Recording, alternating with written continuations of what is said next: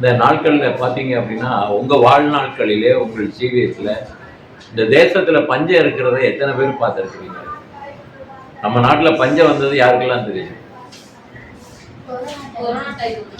Corona time உங்களுக்கு ஒரு சில பஞ்சங்கள் மாதிரி தெரியுது. ஆனால் நிறைய விஷயங்கள் இங்கே தெரிந்து கொள்ள வேண்டும்.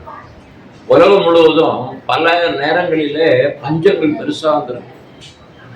அந்த பஞ்சங்கள் பார்த்தீங்க அப்படின்னு கேட்டிங்கன்னா கொஞ்சம் நஞ்சம் இல்லை. 1876 1878 பார்த்தீங்க அப்படின்னு கேட்டால் நம்ம நாட்டில் இந்தியாவிலேயே 60 லட்சம் பேர் இறந்துருக்காங்க பஞ்சத்தில்.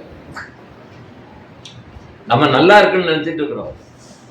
எல்லா தேசத்துக்கும் அரிசி அனுப்புறாங்க, பார்லி அனுப்புறாங்க, கோதுமை அனுப்புறாங்க.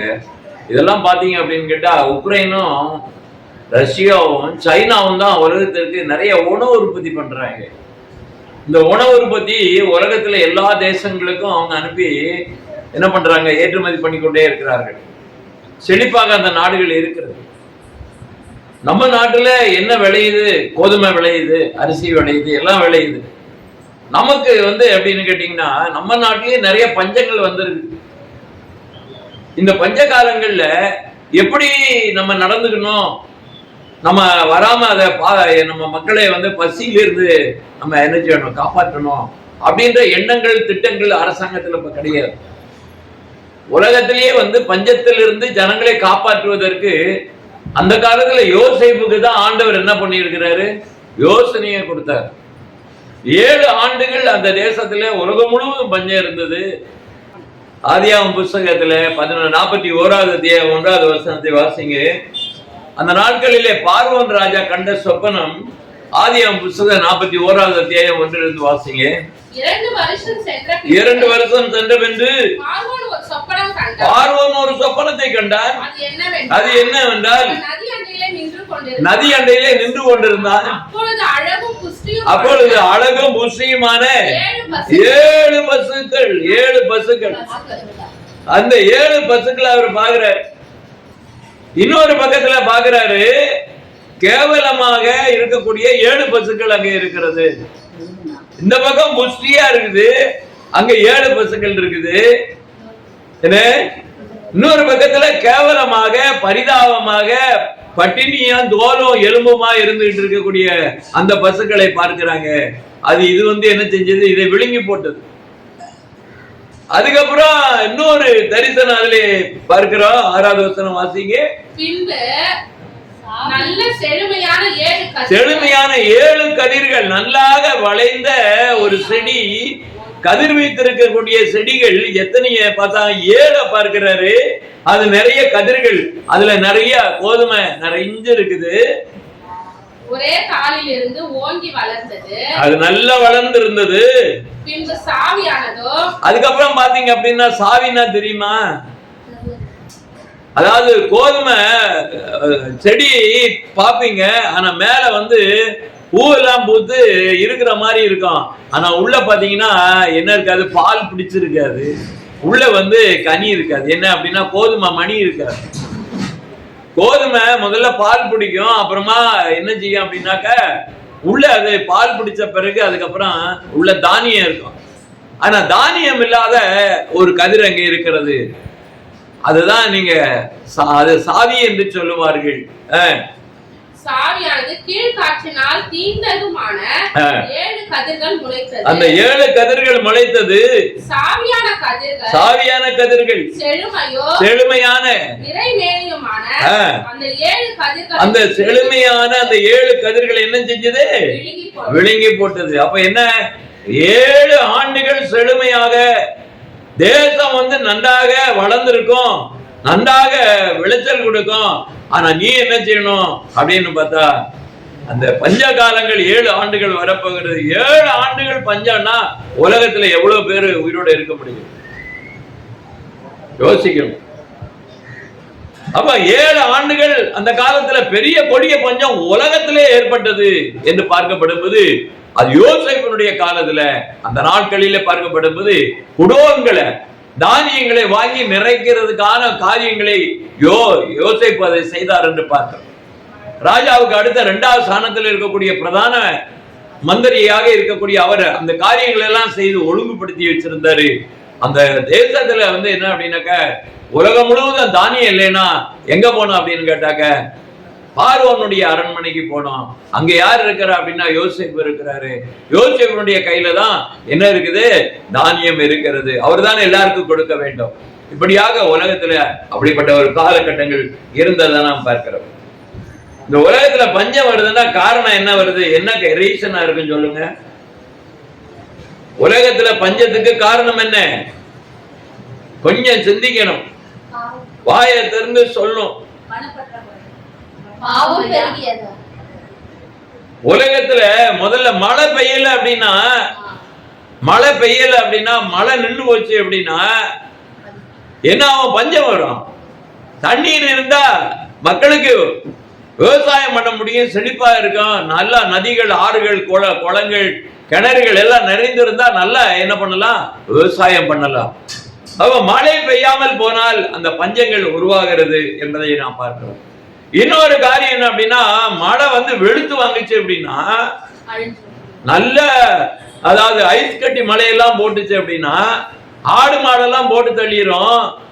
அவ்வளோ கனமழை பெய்யுது அப்படின்னா விளைஞ்சதெல்லாம் தண்ணியில முழுகிறோம், அழுகி போகும்.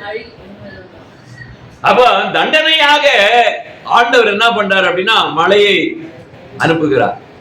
அது கனமழையாக இருக்கிறது. அவ மனிதர்களுக்கு செழிப்பை கொடுக்கக்கூடிய மழை இருக்கிறது, ஆறுதலும் சமாதானத்தை கொடுக்கக்கூடிய மழைதான் அது. ஆனா உலகத்துல தண்டனையாக கொடுக்கக்கூடிய மழையும் இருக்கிறது. அப்படிப்பட்ட மழை வரும்போது இந்த தேசத்துல என்ன ஆகுதுன்னா பஞ்சம் வந்துகிறது.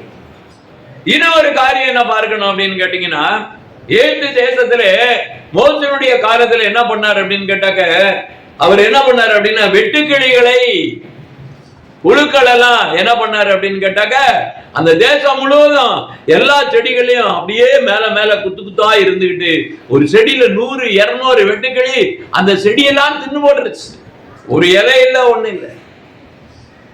அவ்வளவு பெரிய பஞ்சத்தை, வறுமையை அன்னைக்கு மோசே காலத்துல அந்த என்னாச்சு எகிப்து தேசத்திலே உருவானதை நாம் பார்க்கிறோம். இப்படிப்பட்ட வரலாறுகள் நிறைய இருக்கிறது.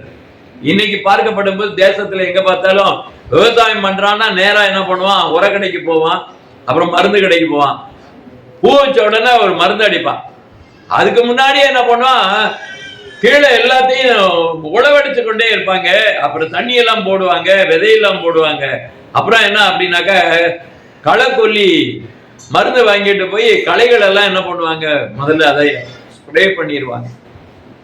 களை அடிச்சுட்டு உழுதுட்டு விதைச்ச பிறகு திருப்பி என்ன பண்ணா களை எடுப்பாங்க.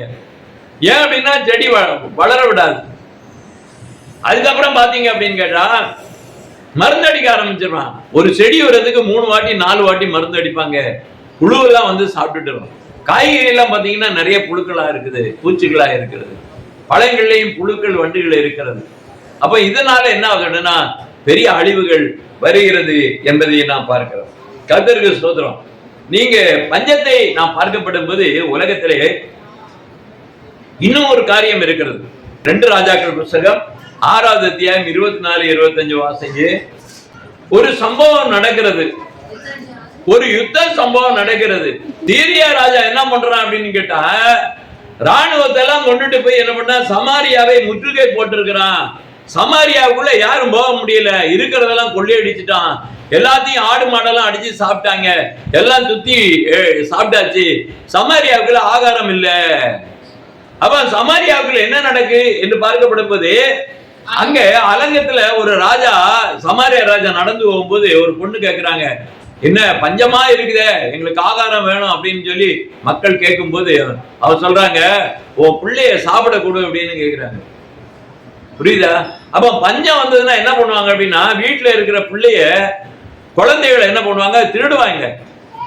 வீடுகள்ல வந்து குழந்தைய திருடி குழந்தைகளை என்ன பண்ணுவாங்க? வெட்டி சமைச்சு நைட்ல சாப்பிட்டு படுத்துருவாங்க. அப்ப அப்படிப்பட்ட பஞ்சம் எங்க? சமேரியால இருந்திருக்கிறது. அந்த பஞ்சம் நிறைய நாடுகள்ல இருந்திருக்குது. ஆப்பிரிக்கா தேசங்கள்ல மனுஷனை திங்கிற பழக்கம் எப்படி வந்ததுன்னா இந்த மாதிரி பழக்கம் தான். பஞ்ச காலகட்டங்களிலே குழந்தைகளையும் நல்ல வாலிப பையன்கள் இருந்தாங்கன்னா அடிச்சு சாப்பிட்டுடுவாங்க, அவனை வேட்டையாடி எடுத்துருவாங்க. அப்படிப்பட்ட ஒரு கொடிய காலங்கள் தேசத்திலே நடந்து கொண்டு இருக்கிறது. இதெல்லாம் தெரிஞ்சு கொள்ளுங்க. இது எதுக்காக நான் சொல்றேன் அப்படின்னு கேட்டா, இயேசு கிறிஸ்துவினுடைய வருகையிலே ஆண்டவர் சொல்லுங்க, கொடிய பஞ்சம் இருக்கிறது. ஜனத்துக்கு ஜனம் விரோதம், ராஜ்யத்துக்கு ராஜ்யம் விரோதம், அப்புறம் யுத்தங்கள் நடக்கும், பஞ்சங்கள் நடக்கும், கொடிய கொள்ளை நோய்கள் வரும்னு ஏசப்பா சொல்லி இருக்கிறாரு. இனி ஒரு காலகட்டங்களில் பெரிய பஞ்சங்கள்லாம் வரப்போகிறது. அதற்கு நீங்க எச்சரிக்கையா இருக்க வேண்டும் என்றுதான் இந்த வார்த்தைகளை இந்த நாட்களில் உங்களுக்கு நான் சொல்லுகிறேன். இதெல்லாம் கேட்கும் போது ஒரு பயமா தான் இருக்கும்.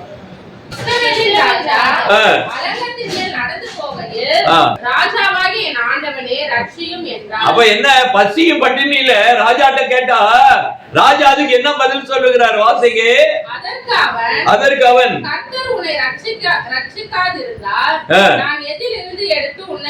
ஆண்டவன் காப்பாத்தலன்னா யாரு காப்பாத்த முடியும்? ஆண்டவன் ரட்சிக்கலன்னா யாரும் ரட்சிக்க முடியாது. ஆண்டவனுடைய உதவி இல்லைன்னா நான் ஒண்ணுமே செய்ய முடியாது. இப்ப எவ்வளவு பெரிய கொடிய பஞ்சம் பார்த்தீங்களா? ஏமா இதெல்லாம் கேட்கும் போது எப்படி தெரியுது? ரொம்ப எச்சரிக்கையா இருங்க. இனி ஒரு பெரிய பஞ்சங்கள் தேசத்துல வரப்போகிறது. அதுதான் முன்னெச்சரிக்கையா அந்த கதையை சொல்லிட்டு இருக்கேன். நீங்க என்ன செய்யணும்ன்றதை யோசனை பண்ணுங்க, ஆலோசனை பண்ணுங்க. ஆண்டவர் எப்படியாக நம்மளை வழிநடத்த போறாரு, நம்மளை எப்படி காக்க போறாரு, நம்மளை போஷிக்கிற தேவன் எப்படி நம்மளை நடத்த போறாரு, இதெல்லாம் நம்ம ஆண்டுடைய சமூகத்துல நம்ம என்ன செய்யணும்? நம்ம கேட்பதற்கு தயாராக இருக்க வேண்டும். இந்த கதை அதுதான் நமக்கு சொல்லிக் கொடுக்கிறது. இந்த காலகட்டங்களில பார்க்கப்படும் போது, இந்த பஞ்சங்கள் எல்லாம் பார்க்கப்படும் போது மிக கொடுமையாக இருந்திருக்கிறது என்பதை நாம் பார்க்கிறோம். இப்படியாக பஞ்சங்கள் பல சூழ்நிலையில யுத்தங்கள் வந்துருச்சு. இன்னைக்கு உக்ரைன்ல இருந்து சாப்பாடு அமெரிக்கா, ரஷ்யாவில இருந்து சாப்பாடு கனடாவுக்கு எல்லாம் போய்கொண்டே இருந்தது. பேக்கரி ஜாமான்கள்லாம் போகும். கோதுமை எல்லாம், நல்ல கோதுமை எல்லாம் விளையிறது அங்கதான். நிறைய பொருட்கள் எல்லாம், சாப்பிடுற பொருட்கள் அங்க இருந்து தான் போகும். ஆனா கடைசியில் என்ன ஆச்சு அப்படின்னா, ரஷ்யாவும் யுக்ரைனும் சண்டையாகி ரெண்டு பேரும் ஒருத்தருத்தர் அடிச்சுக்கிட்டு இருக்கிறாங்க. அப்ப உலகத்துல என்ன அப்படின்னா, அங்க உணவு பற்றாக்குறை ஏற்படுகிறது. வளர்ந்த நாடுகள் தான், அங்கேயும் கோதுமை விளையுது, இருந்தாலும் கூட அங்கேயும் பற்றாக்குறை இருக்கிறது. இங்க இருந்து போகணும். அப்ப எண்ணெய்கள் எல்லாம், வளமுள்ள எண்ணெய்கள் அங்க இருந்து போகிறது. உக்ரைன்ல இருந்து குரூட் ஆயில் எல்லாம் போகிறது. இப்ப அங்கேயே சண்டையினால எதுவுமே பண்ண முடியல. இப்ப உங்களுக்கு நல்லா தெரியும், ஈராக்கு பக்கத்துல எல்லாம் எண்ணெய் கிடங்குகள் இருக்குது. சவுதி எல்லாம் எண்ணெய் கிடங்குகள் இருக்கிறது. அங்க இருந்துதான் உலகத்துக்கு என்ன ஆகுது அப்படின்னா, பெட்ரோல் டீசல் எல்லாம் போய் கொண்டு இருக்கிறது. இப்ப யுத்தம் நடக்குது. யுத்தம் நடந்து என்ன ஆச்சு அப்படின்னா, அங்க யுத்தம் நடக்குன்னு நம்ம சும்மா அங்க ஒண்ணு அமைதியா இருக்குன்னு நினைச்சீங்கன்னா அது பெரிய தவறு. அங்க ஆயில் வரல அப்படின்னா நமக்கு டீசலும் கிடையாது, பெட்ரோலும் கிடையாது, இங்க வண்டியை ஓட முடியாது. 100 ரூபாய்க்கு விற்கிறது 500 ரூபாய்க்கு கூட கிடைக்காது. அப்படிப்பட்ட ஒரு சூழ்நிலை இங்க வரும். காலங்களை காத்து கொண்டு இருங்க, பார்த்து கொண்டே இருங்க. யுத்தம் நீடிச்சது அப்படின்னா இங்க ஆயில் கிடைக்காது, இங்க ஆகாரங்கள் வராது, ஆகாரங்கள் கிடைக்காது. யுத்தங்கள் நாசங்கள் நடந்ததுன்னா உலகம் முழுவதும் என்ன அப்படின்னு கேட்டா, ஒரு தேசம் அழிக்கிறான் அப்படின்னா அந்த தேசத்திலே உற்பத்தி நின்று போவோம். ஆகாரங்கள், அங்கே இருக்கிற ஆகாரங்கள் அழிக்கப்படும், வயல்வெளிகள் அழிக்கப்படும், எல்லா இடத்திலும் பெரிய சேதங்கள் வரும். அந்த சூழ்நிலையில இருந்து எங்க உங்களுக்கு ஆகாரம் கொடுக்க முடியும்? உங்களுக்கு எப்படி எண்ணெய் கொடுக்க முடியும்? எப்படி உங்களுக்கு நமக்கு தேவையான எல்லாத்தையும் நம்ம பெற முடியும்? யோசித்து பாருங்க. இதனால ஒவ்வொரு மக்களும், இந்த உலகத்துல இருக்கக்கூடிய தேவ பிள்ளைகள் எல்லாரும் வேதாகமத்துல ஏன் சொல்லி இருக்கு, எதுக்கு சொல்லி இருக்குது, நாம என்ன பண்ணணும் அப்படின்ற காரியத்தை உற்று நோக்க வேண்டும். அந்த காலகட்டங்களில் பார்க்கப்படும் போது, ஆபிரகாம் காலத்துல எத்தனை பஞ்சம் வந்தது? அவன் எத்தனை பஞ்சத்தை சந்தித்தான்? ஆபிரகாம் காலத்துல அவன் 2 பஞ்சத்தை அவன் சந்தித்து இருக்கிறான் என்பதை நாம் பார்க்கிறோம். கர்த்தருக்கு ஸ்தோத்திரம். ஆதியாகமம் புத்தகத்திலே 12வது அத்தியாயம் 9-10 வாசிங்க. அதன்பின் ஆபிரகாம் புறப்பட்டு தெற்கே பிரயாணம் பண்ணி கொண்டு போனான். அதேசத்திலே பஞ்சம் உண்டாயிற்று. பாத்தீங்களா? அப்போ ஆபிரகாம் காலத்திலே பஞ்சம் இருந்தது. அதே ஆதியாகமம் புத்தகத்துக்குள்ளே 26வது அத்தியாயம் வாசிங்க 1ல இருந்து. ஆபிரகாமின் நாட்களில் உண்டான பஞ்சத்தை அல்லாமல் பின்னும் ஒரு பஞ்சம் தேசத்தில். பாத்தீங்களா? அப்ப அவருடைய காலகட்டங்களிலே 2 பஞ்சங்கள் வந்திருக்கிறது. இதெல்லாம் பார்க்கப்படும் போது உலகத்துல பஞ்சம் என்பது வந்து தாக்கிருச்சு அப்படின்னா ஜனங்களுக்கு பெரிய பேரழிவு நடக்கும். ஜனங்களுக்கு சாப்பாடு இல்லாம பசியினாலே செத்து விடுவார்கள், ஊட்டச்சத்து இல்லாமல் செத்து விடுவார்கள். கொடிய பஞ்சத்தினாலே இந்திய தேசத்திலே அன்னைக்கு என்னாச்சு அப்படின்னு கேட்டீங்கன்னா 1876, 77, 78 இந்த 3 ஆண்டுகளிலே 60 லட்சம் பேர் இந்தியாவில் செத்து இருக்கிறாங்க அந்த காலத்துல. இப்போ சைனால நிறைய உணவு உற்பத்தி ஆகுது, பெரிய விவசாயம் பண்றாங்க. டிவில எல்லாம் பாப்பீங்க, யூடியூப்ல பாப்பீங்க சைனால எப்படி எல்லாம் விவசாயம் பண்றாங்க அப்படின்னு. நிறைய பண்றாங்க. ஆனா திடீர்னு ஆண்டவர் பெரிய கனமழையை அடிச்சு வரலாறு காணாத பேரழிவுனால என்னாச்சு அப்படின்னா, எத்தனை ஏக்கர் அழிஞ்சது அப்படின்னு கேட்டீங்கன்னா 1 கோடி ஏக்கர் அழிந்து விட்டது சைனால. மீண்டும் வரலாறு காணாத பேரழிவு நடக்கிறது, பெரிய கனமழைகள் வருகிறது. அங்கேயும் என்ன ஆகுது அப்படின்னா, நல்ல செழிப்பான பூமியிலே என்ன ஆகுது அப்படின்னா பேரழிவு நடக்கிறது. அப்ப அங்கேயும் பஞ்சம் வரத்தானே செய்யும். இந்த தேசத்துல இன்னொன்னு என்ன அப்படின்னா, ஒரு தேசத்துல நிறைய விளைஞ்சிருக்கு அப்படின்னா, எங்க பசியும் பட்டினியுமா பஞ்சமா இருக்காங்களோ அந்த தேசத்துக்கு நம்ம உதவி செய்யணும். அந்த கடமைய இந்த உலகத்துல என்ன அப்படின்னா, யூனிசெஃப் அப்படின்னு ஒரு அமைப்பு இருக்குது, கிறிஸ்தவ அமைப்பு. அவங்கதான் என்ன பண்றாங்க, உணவு பாதுகாப்பை உறுதி செய்யணும், பசி இல்லாத ஒரு வாழ்க்கையை மக்களுக்கு கொடுக்கணும் அப்படின்னு சொல்லி கிறிஸ்தவர்கள் எல்லாருமே சேர்ந்து என்ன பண்றாங்க அப்படின்னு கேட்டா, உணவு கொடுக்க வேண்டும் என்ற திட்டத்தை கிறிஸ்தவர்கள் வகுத்தார்கள். ஏன் அப்படின்னு கேட்டா, இயேசு கிறிஸ்துவானவருடைய சமூகத்துல வந்திருக்கிற எல்லா ஜனத்துக்கும் ஆண்டவர் இவர்கள் பசியா இருக்கிறார்கள் என்று சொல்லி நீங்கள் அவர்களுக்கு உணவளியுங்கள் என்று ஆண்டவர் சொன்னார். அப்ப தேவனுடைய திட்டம் என்ன அப்படின்னா, உலகத்துல பசியா இருக்கிறவன் யாரும் இருக்கக்கூடாது, அவங்களுக்கு உணவளிக்கிற கட்டளையை ஆண்டவர் நமக்கு கொடுத்திருக்கிறாரு. அது நாம் அன்பு செலுத்த வேண்டிய கடமையாக இருக்கிறது என்று ஆண்டவர் நமக்கு சொல்லி கொடுத்த ஒரு காரியம். ஆனபடினாலதான் இன்னைக்கு அமெரிக்கால இருந்து கப்பல்ல இந்தியாவில பஞ்சம் வந்தது.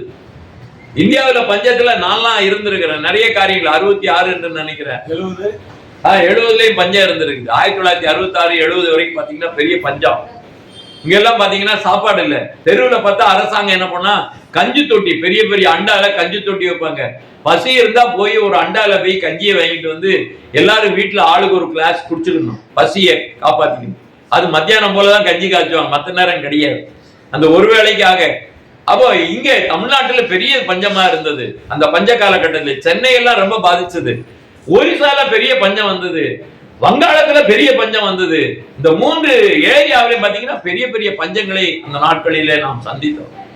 நிறைய பேர் பசியா இருந்து பட்னியா இருந்து நிறைய பேர் இறந்திருக்கிறாங்க. விவசாயிகள் என்ன பண்ணாங்க, எலியெல்லாம் போய் தேடி பிடிச்சி சுட்டு சாப்பிடுவாங்க. அப்படிப்பட்ட பஞ்சங்கள் எல்லாம் இருந்திருக்குது. எதுக்காக இதை சொல்லுகிறேன் அப்படின்னு கேட்டா, நீங்க உலகத்துல உலக யுத்தம் நடந்து கொண்டு ஆண்டவர் சொன்னாரு, ஆண்டுடைய வருகையிலே ஜனத்துக்கு ஜனம் விரோதம், ராஜ்யத்துக்கு ராஜ்யம் விரோதம், அங்கங்க யுத்தங்கள் நடக்கும் அப்படின்னு சொல்லி இருக்கிறாரு. அப்ப பஞ்சங்கள் உருவாகிறதுக்குள்ள வாய்ப்பு நிறைய இருக்கு. இப்ப தொடர்ந்து என்ன அப்படின்னா யுத்தங்கள் நடந்து கொண்டு இருக்கிறது. அங்க என்ன அப்படின்னு கேட்டா, உணவுகள் அளிக்கப்பட்டு கொண்டு இருக்கிறது, உணவு பற்றாக்குறை ஏற்பட்டு கொண்டு இருக்கிறது. அப்படினாலே இனிமே பஞ்சத்தை சந்திக்கக்கூடிய காலகட்டங்கள் வருகிறது. 1966 பாத்தீங்கன்னா பீகார்ல கூட நிறைய பேர் செத்துட்டாங்க, பஞ்சத்துல நிறைய பேர் செத்தாங்க. நம்ம தமிழ்நாட்டிலையும் அப்படிப்பட்ட அதே நிலைமைகள் தான் இருந்தது. 1972 மகாராஷ்டிரால எங்க பார்த்தாலும் வறட்சி, தண்ணியே இல்லை, மழையே பெய்யல, நின்று வச்சு. வறட்சினால நிறைய பேருக்கு பாதிக்கப்பட்டாங்க, நிறைய பேர் செத்தாங்க. எதுக்காக சொல்லுகிறேன், எதுக்காக நம்ம இதெல்லாம் காரியங்களை பேசுகிறோம் அப்படின்னு கேட்டா, இந்த உலகத்துல உணவு உற்பத்தி ஒரு பக்கம் இருந்தாலும் ஒரு நேரத்துல அங்கேயே பெரிய அழிவுகள் வருவதற்குள்ள வாய்ப்புகள் இருக்கிறது என்பதை நீங்கள் புரிந்து கொள்ள வேண்டும். இன்னைக்கு எத்தனை தேசம் இன்னைக்கு பசியால செத்துக்கிட்டு இருக்கு சொல்லுங்கப்பா, உங்களுக்கு தெரிஞ்ச தேசத்தை சொல்லுங்க. பசியும் பட்டினினால இன்னைக்கு குழந்தைகள் நிறைய செத்து கொண்டு இருக்கிறார்கள். ஆப்பிரிக்கால நிறைய நாடுகள் இருக்குது, எந்தெந்த தேசம் சொல்லுங்க? சவுத் ஆப்பிரிக்கா கொஞ்சம் செழிப்பா தான் இருக்குது, வெள்ளக்காரங்க இருக்கு. சோமாலியாவில் ஒரு குழந்தைய பாத்தீங்க அப்படின்னா 30 வயசு குழந்தை எலும்பும் தோலுமா இருக்குது. 30 வயசு, நடக்க கூட முடியல, ஊட்டச்சத்து இல்ல, சாப்பாடு இல்லைன்னா ஒரு மனுஷனுடைய நிலைமை எப்படின்னா வளர்ச்சி குறைஞ்சி எலும்பாகி எலும்பும் தோலுமா அங்கங்க உட்கார்ந்துட்டு இருக்குது. எல்லாம் போட்டோ எடுத்து போட்டாங்க. ஒரு நாளைக்கு ஒருவேளை உணவு கூட கிடையாது. சோமாலியா நாடு அப்புறம் வந்து சூடான்லயும் பெரிய பஞ்சங்கள் இருக்கிறது. அப்புறம் சிரியா நாடுல பஞ்சம் இருக்குது, எத்தியோப்பியாவில பஞ்சம் இருக்குது, பலஸ்தீனால பஞ்சம் இருக்கிறது, காசால பஞ்சம் இருக்கிறது. சொல்லுங்க, நிறைய காரியங்கள். நைஜீரியாவில பஞ்சம் இருக்குது, மியான்மர்ல பஞ்சம் இருக்கிறது, மொசாம்பியா நாட்டிலே பஞ்சம் இருக்கிறது. வேற நாடு சொல்லுங்களேன். ஐயா சொல்றாரு, மியான்மர்ல பஞ்சம் இருக்கிறது, லெபனான்ல பஞ்சம் இருக்கிறது, எத்தியோப்பியால பஞ்சங்கள் இருக்கிறது, காங்கோ நாட்டுல பஞ்சம். இப்படியாக உலகத்துல பாத்தீங்கன்னா நிறைய நாடுகள் இன்னைக்கு பஞ்சத்தை சந்தித்து கொண்டு இருக்கிறது. உணவு பஞ்சம் வந்து கொண்டு இருக்கிறது. உணவு இல்லாம குழந்தைகளாம் கதறாங்க. மண்ணை சாப்பிட்டுட்டு குழந்தை டிவியில பேசுது, பாத்தீங்களா ஐயா? ஒரு குழந்தை மண்ணை எடுத்து சாப்பிடுது, ஆகாரமே இல்லை அப்படின்னு சொல்லி. யுத்தம் நடக்கிறதுனால ஒண்ணுமே கிடையாது. எதுக்காக இதெல்லாம் நீங்க இந்த உலகத்துல? அப்போ அதே சூழ்நிலை இங்க வராதா? இந்தியா யுத்தத்துல இறங்குச்சு அப்படின்னா இந்தியாவிலேயும் அந்த பிரச்சனை வரும். இந்தியாவிலேயும் மண்ணு சாப்பிடுறவங்க இருக்காங்க, தமிழ்நாட்டிலயும். இந்தியாவுல நிறைய அரசியல்வாதி மக்களுக்கு மண்ணை கொடுத்து மண்ணு சாப்பிடுங்கன்ற ஆட்கள்லாம் நிறைய பேர் இருக்கிறாங்க. உண்மைதான் ஐயா. வயிற்றுல கல்ல போடுற அரசியல்வாதிகள்லாம் இருக்கத்தான் செய்யறாங்க. போன வாரம் டிவியில நியூஸ் கொடுத்தாங்க, 3 டிகிரி வெப்பம் பூமியில தமிழ்நாட்டுல வந்துருச்சான். இந்த பூமியில வெப்பமயம் அதிகமாயிடுச்சுன்னா என்ன நடக்குமா? பூமி வெப்பமயமாச்சுன்னா என்ன நடக்கும்? செடிகள்லாம் கருகி போங்க. கருகி போயிட்டா தானிய பற்றாக்குறை, தானியம் இருக்காது, ஒண்ணும் இருக்காது. இப்ப பூமி எங்க பார்த்தாலும் உலகம் முழுவதும் 3 டிகிரி வெப்பம் அதிகமாகி கொண்டிருக்கிறது. பூமியில பெரிய அழிவுகள் நடந்து கொண்டிருக்கிறது. அது நம்ம தேசத்திலையும் பூமியில வெப்பமயம் வந்து விட்டது. வெப்பமயமாச்சுன்னா எல்லாருமே என்ன பண்ணுவோம்? கொடிய பஞ்சத்தை நாம் சந்திக்க போகிறோம் என்பது அர்த்தமாகி இருக்கிறது. புரிந்து கொள்ளும். நீங்க இன்னைக்கு வசனத்தை கேட்கறீங்க, நான் காரியங்களை சொல்றேன்னா நீங்க யோசிக்க தொடங்கணும். ஆண்டவரே, இப்படியெல்லாம் பஞ்சம் வருமா அப்படின்னு. பஞ்சம் வரும்னு ஆண்டவர் சொல்றாரு. அப்ப பஞ்சம் வராம எப்படி இருக்கும்? அப்ப பஞ்சத்துல உங்களை பாதுகாக்கிறதுக்கு நீங்க என்ன செய்யணும்? நிறைய காரியங்களை நீங்கள் என்ன செய்யணும்? யோசிக்க வேண்டிய காரியங்கள் இருக்கிறது. என் ஆண்டவர் சொல்லுகிறாரு, என் கற்பனையும் கட்டளையும் நீங்க கை கொண்டீங்க அப்படின்னா நான் உங்களை ஆசீர்வதிப்பேன்னு சொல்லுகிறாரு. அப்போ தேவனுடைய கற்பனையை நாம் கை கொண்டா மட்டும்தான் நம்ம வீட்டுல கர்த்தர் அந்த ஆசீர்வாதத்தை தருவாரு. இம்மைக்கும் மறுமைக்குள்ள ஆசீர்வாதத்தை மாத்திரமல்ல, பஞ்ச காலத்திலையும் கர்த்தர் நம்மளை போஷிப்பாரு. அதனாலதான் அடையாளமாக ஆண்டவர் எகிப்து தேசத்திலிருந்து ஜனங்களை கொண்டு வரும்போது வானத்தின் மன்னாக்களை கர்த்தர் கொடுத்து 40 ஆண்டுகளுக்கு மன்னாவை கொடுத்து போஷித்தார். அவர்கள் உயிரோட பாதுகாத்தார் என்று நாம் பார்க்கிறோம். இப்படியாக ஆண்டவர் பாதுகாக்கிற ஒரு காரியத்தை நீங்கள் அறிய வேண்டும். ஒரு தீர்க்கதரிசி தேசத்திலே பஞ்சம் இருந்த போது ஆண்டவர் சொன்னாரு என்ன அப்படின்னா, சாரிபாத்து விதவையினிடத்திலே போ என்று சொல்லி தீர்க்கதரிசிக்கு கட்டளையிட்ட போது அந்த தீர்க்கதரிசி அங்க போய் சொல்கிறா என்ன அப்படின்னு கேட்டா, நீ வந்து எனக்கு ஒரு அடை போட்டு எனக்கு முதல்ல குடு அப்படின்னா. ஐயோ, நாங்க கொஞ்சோண்டு மாவு இருக்கு, ஒரு அடை போட்டு நானும் குழந்தையும் சாப்பிட்டு நாளைக்கு சாக போறோம், அதுக்கு நீங்க கேக்குறீங்களா? இல்ல, நீ குடு அப்படின்னு சொல்லி அங்கே சொல்லுகிறதை நான் பார்க்கிறோம். வாசிங்க 1 ராஜாக்கள் புத்தகம் 17ஆம் அத்தியாயம் 1வது வசனத்தை வாசிங்க. இளையராஜனுடைய குடிகளிலே திஸ்பியனாகிய எலியா ஆகாபை நோக்கி வாக்கின்படியாக இந்த வருஷத்துல பனியும் கிடையாது, மழையும் கிடையாது, கர்த்தருடைய வார்த்தை. அப்ப என்ன அர்த்தம்? பஞ்சத்தை ஆண்டவர் அனுப்புகிறார் என்றால் தேவனுக்கு கீழ்ப்படியாமையினால பஞ்சம் வருகிறது. அல்லேலூயா. தேவனுடைய வார்த்தையை ஜனங்கள் எதிர்த்து நின்றால் ஒரு தேசத்துக்கு பஞ்சம் வரும், ஒரு அழிவு வருகிறது. இந்த தேசத்துல ஆண்டவருடைய வார்த்தையை எதிர்த்து நிக்கிறாங்க அப்படின்னா தேசத்துக்கு பஞ்சம் வரும். இந்த கொடுமையெல்லாம் வரும். ஆண்டவர் சொல்லுகிறாரு, இந்த தேசத்துல பஞ்சம் வரும் என்று ஆண்டவர் தீர்க்கதரிசியை கொண்டு பேசுகிறார். பனி இருக்காது, மழையும் இருக்காது என்று சொல்லுகிறதை நாம் பார்க்கிறோம்.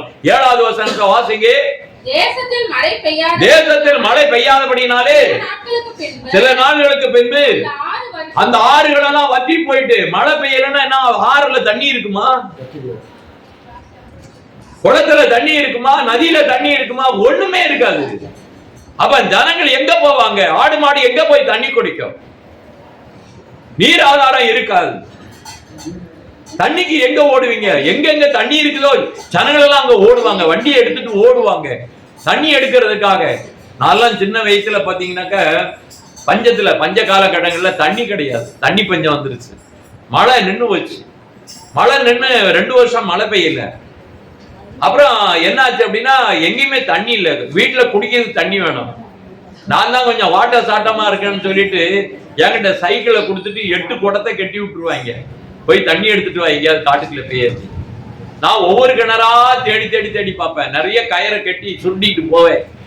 அங்கே எங்கேயாவது கிணறு தெரியுதா, தண்ணி இருக்கான்னு போய் பார்த்தா எனக்கு முன்னாடி அங்க என்ன அப்படின்னா நிறைய பேர் தண்ணி இறைச்சிக்கிட்டு இருப்பாங்க. இங்க தண்ணி இருக்குது அப்படின்னு சொல்லிட்டு அங்க போவேன். எத்தனை மைல்? 8 மைல் 10 மைல் போயிருக்கேன் தண்ணி எடுக்கிறதுக்கு. குடிக்கிறதுக்கு தண்ணி இல்லை, பஞ்சம். போய் என்ன பண்ணுவோம் அப்படின்னா அங்க தண்ணி கொஞ்சம் கொஞ்சமா ஊறிக்கிட்டு இருக்கான். எல்லாருமே ஏற்கனவே தண்ணி எடுத்துருவாங்க. கொஞ்சம் கொஞ்சம் ஊறுற வரைக்கும் காத்திருப்பேன். அந்த தண்ணியெல்லாம் எடுத்து 8 குடத்தையும் நிறைச்சுக்கிட்டு அந்த சைக்கிளை சிந்தாம செதறாம பத்திரமா கொண்டு வந்து 8 குடத்தை இறக்குவேன். அப்ப குடமை சரி, இதுல சைக்கிள் உள்ள குடத்தை தான் கட்டி இருக்கணும். 2 2 அப்படியே தொங்க விட்டு அதை கொண்டு வந்து சேர்ப்பேன். எங்க குடும்பம் பெரிய குடும்பம், அதனால தண்ணி வேணும், வேற வழி இல்லை. நான் 10 கிலோமீட்டருக்கு வரைக்கும் போய் தண்ணி எடுத்துட்டு வந்திருக்கேன். 15 கிலோமீட்டர் வரைக்கும் போய் தண்ணி எடுத்துட்டு வந்திருக்கேன். அதனால திருப்பி 2ஆம் தரம் போக முடியாது, ஸ்கூலுக்கு போகணுமே, என்ன சொல்றது அப்படின்னு சொல்லிட்டு அப்படிப்பட்ட நேரங்கள் எல்லாம் நான் பார்த்திருக்கிறேன். கர்த்தருக்கு ஸ்தோத்திரம் உண்டாவதாக. 8வது வசனத்தை வாசிமா. சாரிவாத்து ஊருக்கு போயே அங்கே தங்கியிரு என்று ஆண்டவர் சொல்லுகிறார். உன்னை பராமரிக்கும்படி அங்கே இருக்கிற ஒரு விதவைக்கு தேவன் கட்டளை இட்டிருக்கிறாரு. நீ அங்க போ அப்படின்னு சொல்றாரு. ஆண்டவர் எல்லாரையும் பராமரிப்பதற்காக ஆண்டவர் நிறைய யோசனையை தருகிறாரு. நீ அங்க போ அப்படின்னு உடனே இவன் அங்க போறான். போன உடனே ஒரு வார்த்தையை சொல்லுகிறான். என்ன சொல்லுகிறான் என்று பார்க்கப்படும் 14-15 வாசிங்க. 14-15. கர்த்தர் தேசத்தின் மேல் மழையை கட்டளையிடும் நாள் வரை பானையில மாவு செலவழிந்து போவதில்லை, கலசத்தில் இருக்கிற எண்ணெயும் குறைந்து போவதில்லை என்று ஆண்டவர் சொல்லுகிறார். ஆண்டவருடைய வார்த்தை பாருங்க. அப்ப என்ன அப்படின்னா கொடிய பஞ்சங்கள் வரும். நீங்க ஆண்டவருடைய வார்த்தையின்படி, கற்பனையின்படி, கட்டளையின்படி, ஜெபத்தின்படி உறுதியாக இருந்தீங்கன்னா உங்க வீட்டுல எண்ணெய் குறையாது, மாவு குறையாது. அப்படியே ஆண்டவர் அங்க உள்ள நிறைஞ்சுக்கிட்டே இருக்கு. நீங்க அள்ள குறையாதான். என்னய்யா அள்ள குறையாதான். என் கூட ஒருத்தர் இருந்தாரு, ஒரு பிராமின், கிறிஸ்டினா கன்வெர்ட் ஆகி வந்துட்டாரு. அப்ப இந்த வசனத்தை அன்னைக்கு படிச்சிருக்கிறாரு. படிச்ச உடனே என்ன பண்ணிட்டாரு, அவசர கோலத்துல என்ன பண்ணிட்டாரு அப்படின்னா வீட்டுல 1 கிலோ அரிசிய சோறு பொங்கி வச்சுட்டு வந்திருக்கிறாரு. கூட்டம் முடிஞ்ச உடனே புதுசா ஒரு நாள் கூட்டத்துக்கு வந்தாரு. அவர் அந்த ஊருக்கே முதல்ல வந்திருக்கிறாரு. அந்த கூட்டத்துக்கு வந்த உடனே வெளியில இருந்து வந்த ஊழியக்காரர்கள் எல்லாம், ஐயா எங்க வீட்டுக்கு சாப்பிட வாங்க அப்படின்னு. அவரு பூஜாரியா இருந்து முஸ்லிம், அதாவது பூஜாரியா இருந்த பிராமின், நல்லா படிச்சவரு, நல்ல இங்கிலீஷ் எல்லாம் பேசுவாரு. அவர் பேரு பிலிப்ஸ்னு பேரை வச்சுக்கிட்டாரு. அவருக்கு 2 பெண் குழந்தை, ஒரு பையன். எல்லாரும் வந்திருந்தாங்க. அந்த அம்மா வந்திருந்தாங்க. ஊழியத்துல அங்கங்க யாராவது காணிக்க கொடுத்தாதான் சாப்பாடு. அப்படியே அவர் இருந்து கொண்டிருந்தாரு. அவரு அங்கி ஒன்ன தச்சு போட்டுக்கிட்டாரு. ஊழியக்காரனா இருக்கிறதுனால நீ அங்கி போட்டுக்கப்பான்னு ஆண்டவர் சொன்னாராம். அவர் அங்கி போட்டுக்கிட்டு தான் வருவாரு. கடைசியில் அங்க இருக்கக்கூடிய எல்லாரையும், ஐயா பாஸ்டருங்களே என் வீட்டுக்கு வந்து ஜெபம் பண்ணுங்க அப்படின்னு இருக்காங்க. ஜெபம் பண்ணுன்னு வந்த உடனே, சரி ஜெபம் பண்ணுங்கன்னு வந்த உடனே சாப்பாடு கொடுத்துருவோம் அப்படின்னு சொல்லிட்டு 1 கிலோ அரிசி தான் பொங்கி இருக்கிறாங்க. 2 வேளை சாப்பிடணும் அந்த குடும்பத்துல. இந்த அம்மா, அவர் ஐயா, 3 குழந்தைங்க, 5 பேரு, 2 வேளை சாப்பிடணும். 10 தட்டுல என்ன பண்ணணும், 5 தட்டு மத்தியானத்துக்கும் நைட்டுக்கும் வச்சு சாப்பிடணும். ஆனா அவங்க அந்த உணவை என்ன பண்ணிட்டாங்க, ஊழியக்காரங்களுக்கு சாப்பாடு வச்சு, இருக்கிற ரசத்தை வச்சு, ஒரு காய்கறி வச்சு சாப்பாடு கொடுத்துட்டாங்க. கொடுத்த உடனே என்னாச்சு அப்படின்னு கேட்டீங்கன்னா, என்னடா இது, இவருடைய கஷ்டம் எனக்கு தெரியும் ஐயா, எப்படியா அப்படின்னு கேட்டாங்க. அவரு கண்ணை மூடிக்கிட்டு சோத்திரம் சொல்லி அரிசியை என்ன பண்ணாரு, அள்ளி போடுறாரு. பாத்திரத்துல சட்டியில சோறே குறையல. அல்லேலூயா. இது நான் கண்ணார கண்ட ஒரு சாட்சி. இதே சென்னையில நடந்த 25 வருஷத்துக்கு முன்னாடி குரோம்பேட்டையில பிலிப்ஸ் என்கிற ஒரு பிராமணர் ஆண்டவருடைய சமூகத்திலே வந்து ஊழியம் செய்கிற நாட்களே அவர் வீட்டுல எல்லாருக்கும் சாப்பாடு அள்ளல்ல குறையல. அவங்களும் அன்னைக்கு மத்தியானம் சாப்பிட்டாங்க, நைட்டும் சாப்பிட்டாங்க, சாப்பாடு இருந்தது, எல்லாருக்கும் கொடுத்தாங்க. அப்போ இந்த சாரிபாத்தனுடைய விதவையினுடைய ஒரு வாழ்க்கையில் உள்ள ரகசியம் அந்த மனிதனுடைய வீட்டிலேயே நடந்தது. அப்போ தேவன் இருக்கிறார் அப்படின்ற ஒரு சாட்சியோட அந்த மனுஷன் என்ன பண்ணா, பெரிய ஊழியத்தை செய்யணும்னு சொல்லி கடந்து போனார். அதுக்கப்புறம் அவர் எங்க இருக்கிறாரு தெரியல, எனக்கு எந்த நாட்டுல போயிருக்கிறான்னு தெரியாது. ஒரு நேசிக்கிறதான நானு இந்தியா தமிழ்நாடை விட்டு வெளியில போயிட்டேன். அதனால வடநாட்டுக்கு ஊழியத்துக்கு நான் அதுக்கப்புறமா போனபடினாலே நிறைய பேரை சந்திக்க முடியாம போச்சு. ராத்திரி ஜெபம் பண்ணுவாங்க, ராத்திரி ஜெபம் பண்ணிட்டு இருப்பாங்க, காலையிலையும் ஜெபம் பண்ணுவாங்க. அந்த ஊழியக்காரங்க காலையில யாரோட என்ன பேசணும், யார் யார் வீட்டுக்கு என்னென்ன சொல்லணும் அப்படின்னு ஆண்டவர்கிட்ட கேட்டுட்டு நேரம் வருவாங்க. வந்து சகோதரியே, ஆண்டவர் உங்களுக்கு இந்த மாதிரி சொல்றாரு அப்படின்னு சொல்லிட்டு எல்லாரும் வாயிலும் தீர்க்க தரிசனம், சந்திக்கிற யாவருக்கும் தீர்க்க தரிசனம் சொல்லிட்டு அப்படியே பேச 2 மணி நேரம் முழங்கால நின்றுட்டு வருவாரு. எல்லாருக்கும் சகோதர சகோதரின்னு சொல்லி தீர்க்க தரிசனம் சொல்லிட்டு ஜெபத்திலே இருப்பார். என்னென்ன வார்த்தையை பிரசங்கிக்கணும்னு ஆண்டவர் ஜெபத்துல சொல்லி கொடுத்தார். இன்னைக்கு இருக்கிறவங்க ஆண்டவர்கிட்ட கேட்டுட்டா வராங்க, அங்கங்க போய் குறிப்பெழுதிக்கிட்டு அவங்களே தயார் பண்ணிக்கிட்டு வராங்க. பேசுகிறவர் நீங்கள் அல்ல, ஆவியானவர் பேசுவான்னு ஆண்டவர் சொல்றாரு. எந்த இடத்துல என்ன பேசணும்னு ஆண்டவருக்கு தெரியும், ஆண்டவர் கொடுப்பார். அப்படிப்பட்ட ஊழியக்காரங்கள் அன்னைக்கு இருக்கிறாங்க தேசத்துல, நாடுகள்ல. ஆண்டவரோட உறவாடுகிற ஊழியக்காரர்கள், ஆண்டவரோட பேசுகிற ஊழியக்காரர்கள், ஜபத்திலே தரித்திருந்து ஆண்டவரோட பேசுகிற ஊழியக்காரன், அவன் வீட்டுல அற்புதம் நடக்கும், அதிசயம் நடக்கும். அவன் போகிற எல்லா இடத்துலயும் ஆண்டவரை அவனை கண்டு ஆண்டவர் அற்புதத்தை செய்வாரு. பெரிய சாட்சிகள் இருந்தது. இன்னைக்கு பார்க்க முடியுதுங்களா? ஒண்ணும் இல்லை. வருத்தமான விஷயம். இந்த பஞ்ச காலகட்டங்களிலே ஆண்டவர் நம்மளை எப்படி போஷிப்பார், நடத்துவார் என்கிற ஒரு பயங்கள் இந்த நாட்களிலே ஜனங்களுக்கு இருக்கிறது என்பதை நீங்கள் உணர வேண்டும். யோவேல் புத்தகம் 1வது அத்தியாயம் 2-3 வசனங்களை வாசிங்க. முதியோரே தேசத்துடைய சகல குடிகளே செவி கொடுங்கள். உங்கள் நாட்களில் உங்கள் பிதாக்களின் நாட்களிலே சம்பவித்தது உண்டா? ஆண்டவர் சொல்லுகிறார், எச்சரிப்பை கொடுக்கிறார். எப்பப்ப என்னென்ன நடந்தது உங்க நாட்கள்ல, உங்க பிதாக்களுடைய நாட்கள்ல இப்படிப்பட்ட சம்பவம் நடந்ததா யோசனை பண்ணுங்கன்றது. அப்ப இந்த காலகட்டங்களில் இருக்கிற தேவ பிள்ளைகளை கர்த்தர் உங்களை ஆசீர்வதிப்பதற்காக ஆண்டவர் ஒரு வார்த்தையை சொல்லுகிறார். ஆதியாகமம் புத்தகம் 26வது அத்தியாயத்திலே 5வது வசனம் வாசிங்க. நான் உன் சந்ததியை வானத்தின் நட்சத்திரங்களைப் போல பெருக பண்ணுவேன், உன் சந்ததிக்கு இந்த தேசங்கள் யாவையும் நான் தருவேன், இந்த பூமியில சகல ஜாதிகளிலும் ஆசீர்வதிப்பேன் என்று கர்த்தர் சொல்லுகிறார். என் வார்த்தை கேளுப்பா, என் வார்த்தை கேள்படி.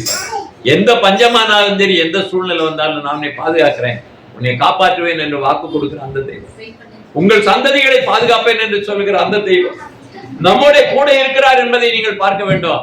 ரூத்துடைய புத்தகத்துல நீங்க வாசிப்பீங்கன்னு நினைக்கிறேன்.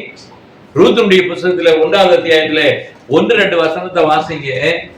இன்னைக்கு சகோதரனுடைய வீட்டுக்காரரு ஏன் வெளிநாட்டுக்கு போறாரு? இங்க நல்ல வருமானம் இல்ல. வரும் நாட்களில் தேசத்திலே பஞ்சம் உண்டாயிற்று. பாருங்க, தேசத்துல பஞ்சம் இருந்தது. அப்பொழுது யூதாவில் இருக்கக்கூடிய பெத்லெகேம் ஊர்க்காரன் ஒருத்தன், ஒரு மனுஷன் தன் மனைவியோட 2 குமாரனோடு எங்க போறான்? மோவாப் தேசத்துக்கு. ஏன்னா அங்க பஞ்சம் வந்துருச்சு, அதனால அவன் ஊர் விட்டு போறான். இப்ப பஞ்சம் வந்துருச்சுன்னா ஒரு ஏரியாவுக்கு போவாங்க. இப்ப ஆடு மாடு இந்த பக்கத்துல மழை இல்ல, புல்லு இல்லைன்னாக்க ஆடு மாடு மேய்க்கிறவங்க என்ன பண்ணுவாங்க, ஒரு 10 நாள் 15 நாளைக்கு என்ன பண்ணுவாங்க, காடு வழியை ஓட்டிட்டு எங்க பசுமையா இருக்குது அந்த ஊர்ல போய் 10 நாள் 15 நாள் இருந்து தங்கி ஆடு மாடுகள் எல்லாம் மேய்ச்சிட்டு இன்னொரு இடத்துக்கு போய் தண்ணி இருக்குதுன்னு அங்க மேய்ச்சிட்டு 1 மாசம் 2 மாசம் கழிச்சு ஊர் பக்கம் வருவாங்க. அதுக்குள்ள ஆடு கொஞ்சம் நல்லா வளர்ந்த உடனே என்ன பண்ணுவாங்க அப்படின்னா, வியாபாரத்தை பண்ணிட்டு, ஐயா காடு மாடெல்லாம் சுத்தியாச்சு, இனி ஓட முடியாதுன்னு சொல்லிட்டு எல்லா ஆட்டையும் வித்துருவாங்க. அப்புறம் செழிப்பா தண்ணி எல்லாம் கிடைச்சப்ப பஞ்சம் இல்லாதப்பதான் திருப்பி ஆடு வாங்கி வளர்ப்பாங்க.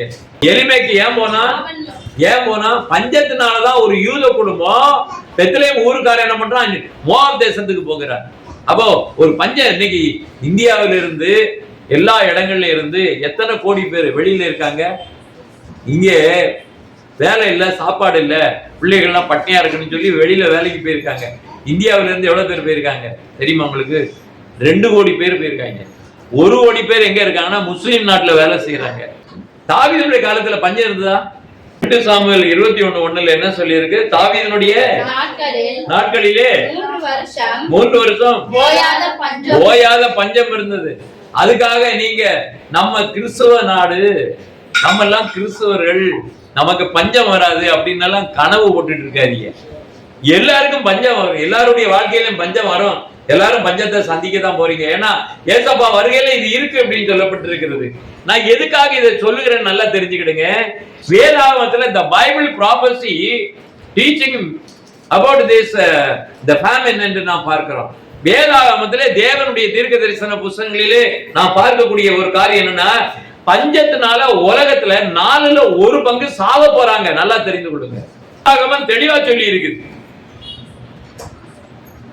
நாம எதை சந்திக்க போறோம், எப்படி இருக்க போறோம்?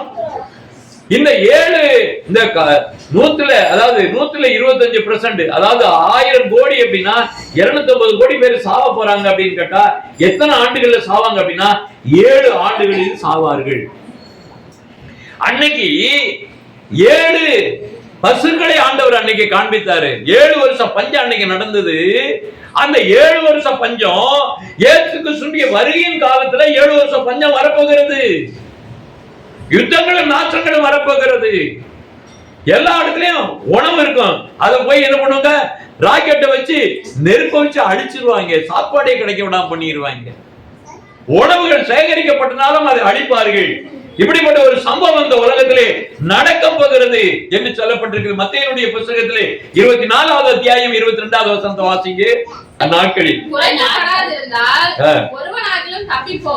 ஒருவனும் தப்ப முடியாது, எல்லாரும் சிக்கிக்கிடுவாங்க. ஆண்டுடைய தீர்க்க தரிசனம் சொல்லுகிறது, எல்லாரும் மாட்டுவாங்க, எல்லாரும் அதை சந்தித்துத்தான் ஆக வேண்டும். யூரோப்பா தேசத்துல இன்னைக்கு 63 நாடுகள் இணைந்திருக்கிறது. ஐரோப்பா தேசத்துல 63 நாடுகள் நிறைந்திருக்கிறது.